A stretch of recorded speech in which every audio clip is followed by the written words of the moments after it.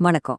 இன்னைக்கு நாம ஒரு செம்ம சுவாரஸ்யமான அதே சமயம் ரொம்ப முக்கியமான ஒரு அரசியல் ஒப்பீட பத்தி தான் இந்த எக்ஸ்பிளைனர்ல அலச போறோம். தமிழக அரசியல்ல இப்ப பரபரப்பா பேசப்படுற டிமிகியோட அரசியல் பாதையையும் கடந்த காலங்கள்ல நடந்த சில வரலாற்று முக்கியத்துவம் வாய்ந்த அரசியல் நடவடிக்கைகளையும் ஒப்பிட்டு ஒரு கட்டுரை வந்திருக்கு. அதைத்தான் இன்னைக்கு நம்ம ரொம்ப தெளிவா புரிஞ்சுக்க போறோம்.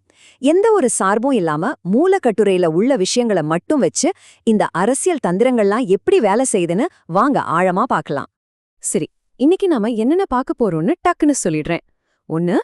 மைதான பார்வையின் பின்னணி. 2. டெல்லி 2013 ஒப்பீடு. 3. உத்திகள், சாராம்சத்தை விட வெளி தோற்றம். 4.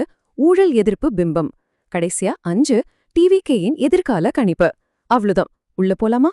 பகுதி 1, மைதான பார்வையின் பின்னணி. சரி, விஷயத்துக்கு வருவோம். சமீபத்துல வந்த ஒரு சின்ன செய்தி துணுக்கு தாங்க இதுக்கெல்லாம் காரணம். அதாவது தமிழக அமைச்சர் ஆதவ் அர்ஜுனா அவர்கள் சென்னையில இருக்கிற ஃபேமஸான ஜவஹர்லால் நேரு மைதானத்தை பார்வையிட்டாரு. கேட்கறதுக்கு இது ஒரு சாதாரண அரசு நிகழ்வு மாதிரி தான் தோணும் இல்லையா? ஆனா கூர்ந்து கவனிக்கிற அரசியல் பார்வையாளர்களுக்கு இது வேற சில விஷயத்த உணர்த்தியிருக்கு. இதுதான் நம்ம அலசலோட தொடக்க புள்ளி.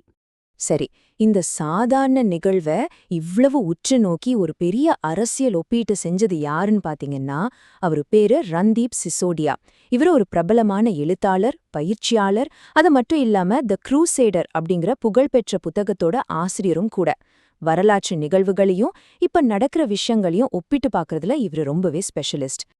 இந்த விஷயத்துல நாம கொஞ்சம் ஆழமா இறங்குவோம்.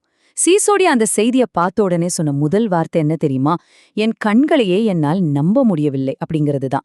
ஒரு சாதாரண மைதான பார்வையை பார்த்து அவர் ஏன் இவ்வளோ ஷாக் ஆகணும்? ஏன்னா அவர் அங்க வெறும் ஒரு மைதானத்தை மட்டும் பார்க்கல, கடந்த கால அரசியல் சரித்திரத்தோட ஒரு தெளிவான பிம்பத்தை அங்க பார்த்திருக்காரு. பகுதி 2, டெல்லி 2013 ஒப்பீடு. வாங்க அது என்னன்னு பார்க்கலாம். சிசோடியா ரொம்ப தெளிவா ஒரு விஷயத்த சொல்றாரு. இது கேஜ்ரி டெல்லி 2013 மறுபதிப்பு அப்படின்னு. அவர் வேற எங்கேயும் போல, நேரா 2013ல டெல்லியில நடந்த அந்த மாபெரும் அரசியல் மாற்றத்தை தான் பாயிண்ட் அவுட் பண்றாரு. ஆம் ஆத்மி கட்சியோட அந்த ஆரம்ப காலகட்டத்தை இப்போதைய டிவிகேயோட நகர்வுகளோட அவர் அப்படியே துல்லியமா ஒப்பிடுறாரு. இந்த இடத்துல டெல்லி 2013 அப்படிங்கிறது வெறும் ஒரு வருஷத்தை குறிக்கிற வார்த்தை கிடையாதுங்க. அதுக்கு பின்னாடி ஒரு பெரிய அர்த்தமே இருக்கு. அரவிந்த் கெஜ்ரிவால் தலைமையிலான ஆம் ஆத்மி கட்சியோட அந்த மாபெரும் திடீர் அரசியல் எழுச்சி, அப்புறம் அவங்க யூஸ் பண்ண அந்த அதிரடியான புதுமையான பிரச்சார பாணி, இததான் சிசோடியா இங்க மீன் பண்றாரு. அந்த அரசியல் அலைய நம்ம சரியா புரிஞ்சுக்கிட்டாதான் இப்போ நடக்கிற அந்த ஒப்பீட்டோட வீரியம் நமக்கு முழுசா விளங்கும். பகுதி 3, உத்திகள், சாராம்சத்தை விட வெளி தோற்றம். சிசோடியாவோட இந்த கூற்ற கொஞ்சம் கவனிச்சு பாருங்க. சரியாக அதே தந்திரங்கள், சாராம்சம் கிட்டத்தட்ட இல்லாம வெளித்தோற்றத்தை பெரிதும் சார்ந்திருப்பது.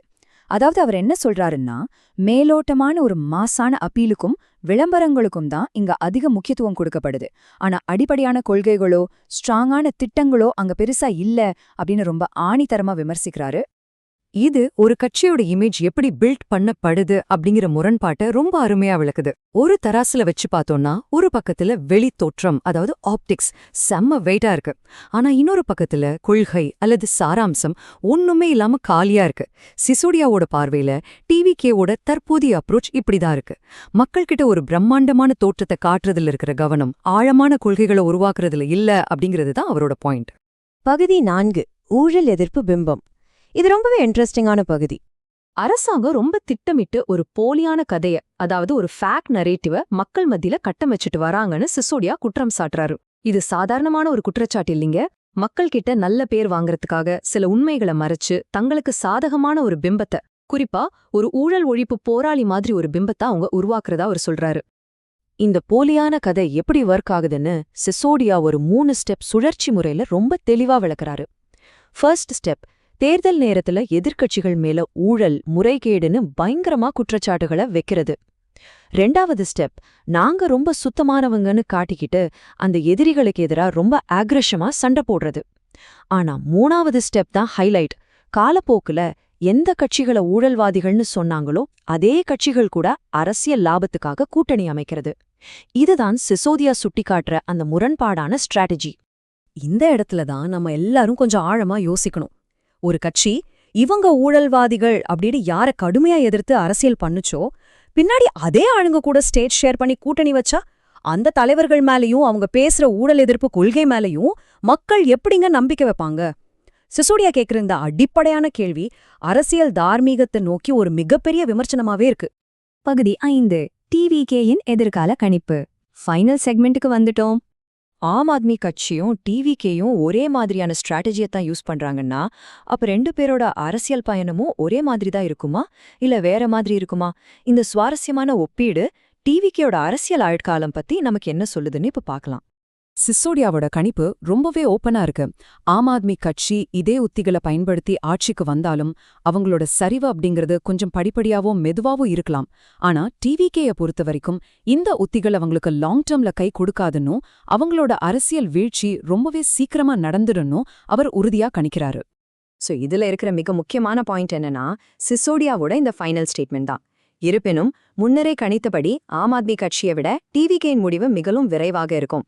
சாராம்சம் இல்லாத வெறும் பில்டப் அரசியலும் இந்த மாதிரி முரண்பாடான கூட்டணி உத்திகளும் ஒரு கட்சியை மக்கள் மத்தியில ரொம்ப காலத்துக்கு நிலைநிறுத்தாது அப்படிங்கறதுதான் சிசோடியா தன்னோட உறுதியான கணிப்பா முன்னாடி வைக்கிறாரு. இன்னைக்கு நாம ரந்தீப் சிசோடியாவோட கூர்மையான பார்வையில இருந்து ஒரு ஆழமான அரசியல் ஒப்பீட்டை பார்த்தோம். விஷயத்தை விட வெளித்தோற்றத்துக்கு அதிக முக்கியத்துவம் தர்றது ஒரு கட்சியை ஷார்ட் டேர்ம்ல ஃபேமஸ் ஆக்கலாம், ஆனா லாங் டேர்ம்ல அது நிஜமாவே கை கொடுக்குமா? இன்றைய டெக்னாலஜி உலகத்துல மக்கள் கிட்ட எல்லாமே ரொம்ப வெளிப்படையா இருக்கிற எந்த காலத்துல பழைய அரசியல் தந்திரங்களும் வரலாற்று ஒப்பீடுகளும் எந்த அளவுக்கு நிஜத்துல ஒர்க் அவுட் ஆகும்? சிசோடியாவோட இந்த கணிப்பு பலிக்குமா அப்படிங்கிறத பொறுத்திருந்து தான் பார்க்கணும். இந்த அலசல் உங்களுக்கு ரொம்பவே இன்ட்ரெஸ்டிங்கா இருந்திருக்கும்னு நம்புறேன். தொடர்ந்து இணைந்திருங்கள். இது போல இன்னும் நிறைய விஷயங்களை பத்தி பேசுவோம். நன்றி.